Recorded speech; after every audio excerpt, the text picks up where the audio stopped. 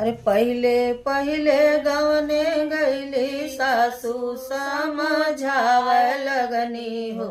ये बहुअर हमारे खवैया बड़ा ढेर, समझ के रोटिया पोया न हो, हे बहुअर हमारे खवैया बड़ा ढेर, समझ के खाना बनाइया न हो। घोंघावा में दाल दियनी, दियाना में चावल दियनी, चुटकी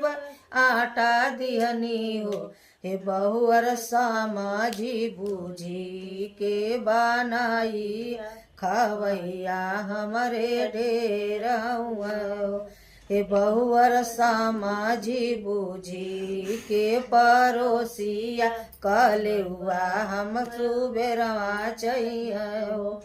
हे बहुअर समझी बूझी के परोसिया कलेउआ हम सबेरवा चाहिए। अरे दालिया बनाए दियली, भातवा बनाए दियली, रोटिया बनाए दियली हो, हे सासू हमारे परोस नहीं आव, परोस के खियाए दिया हो,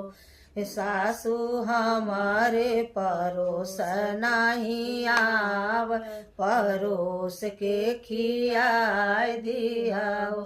दौड़ल दौड़ल सैया मैं घरमा बहरवा से, अरे हाथवा में डंडा लियन, हाथवा में डंडा लियन हो, हे बहुअर माई से करलू जवाब,